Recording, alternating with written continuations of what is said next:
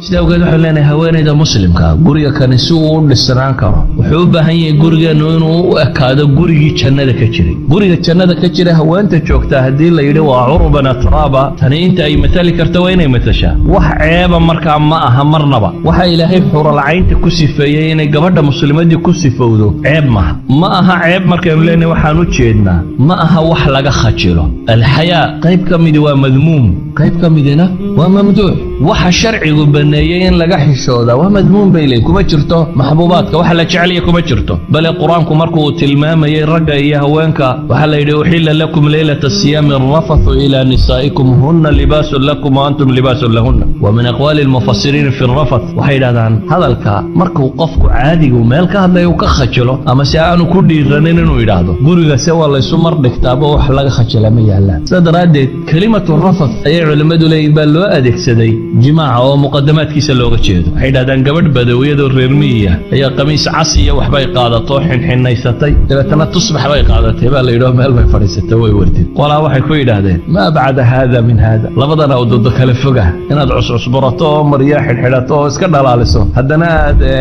wardi meel la fadhiisataa waa laba kala fog bay ku yidhaahdeen markaasaa waxay tidhi bay yidhaahdeen beyt ay leedahay ilaahay dhan buu igu leeyahay aanan rabin inaad dayaco dheeldheelkiiyo maradhigadka ninkayga xaggiisana qayb buu igu leedahay yana aan la rabin inaad dayaco bay leedahay yani labaduba waa bannaan yihiin si awgeed buu nebigu salawaatullaahi wasalaamu calayh isna wuxuu tilmaamaya xadiiska jaamicu saqiirka ku qoran saxiixa uu albaani ku tilmaamayo alaa ukhbirukum binisaa'ikum min ahli aljanna ma idiin sheegaa buu nebigu yidhi salawaatullaahi wasalaamu calayh haweenkiina ahlu jannada ah sifada koowaad uu nebigu siiyey wuxuu ku sheegay alwaluud alca'uud calaa zawjiha التي إذا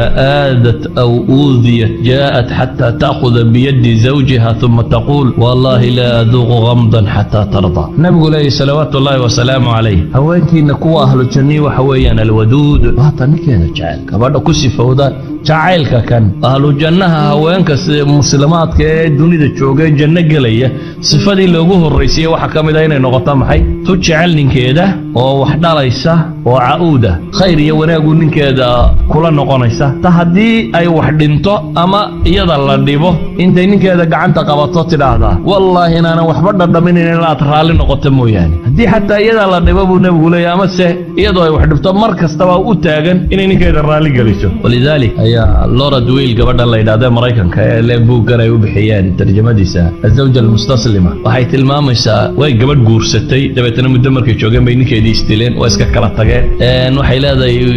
nooc min feminist groupyada iyo baabkan bay ku soo kortay inay ninka iska dhiciso iska celiso waa kaasi markii dambe waxaan fakiray bay leedo raadiyay maxaan anigu ninkaygii u waayay reerahan jaararkay dadkanina wali xaasaskan isu qabaan dabeetana questionnaire bay qaadato interview bay qaaday interviewgeedii waxa uga soo baxay reer kastoo dhisan inuu yahay reer isu jajaban oo haweentu ay tahay mid ninkeeda jecel oo u jajaban oo waxba ku qabsanin walidaalka baa waxay qortay book ay dhaadaan tabcadii koowaad ba 100,000 oo xabaa la qaatay ay u bixisay المرأة المستسلمة استسلمي لزوجك بي بوغا فكرتي سودم وانتا نينكو اللباح بي لهدي هدي اد اسكو سو تاغتنا و كعوني هدادن او ججبناتنا افكيساد كلا بخي بي لهدي waxa ku jira sadaradeed jajabni isdiib bay leedahay wax kasta waa lagu siinaya hadaad adigu isdiibto wax kasta waa lagu siinaya sadaradeed ba Aisha waxay leedahay nabiga salawaatullaahi wa salaamu alayhi ayaa inta weel wax ku cabba nabiga ayaan u dhiibay leedahay dabeetana markaan u dhiiba wuxuu eegtaa nabigu halkii aan waan af ka saaray